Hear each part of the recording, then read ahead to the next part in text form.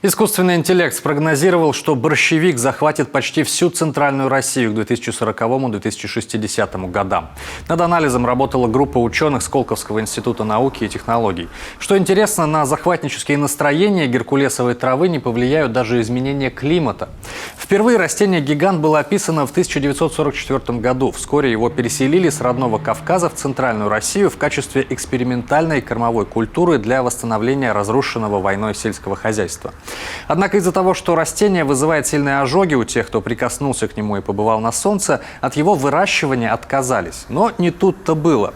Борщевик неприхотлив и очень плодовит. Сорняк не боится ни жары, ни холода, ни засухи, ни тени и растет на любой почве, вытесняя другие виды. Если условия становятся неблагоприятными, он может задержать цветение на годы, а одно растение дает в среднем 20 тысяч семян. Как бороться с напастью и можно ли найти борщевику полезное применение, расскажем в программе «Деталь недели» в ближайшую пятницу.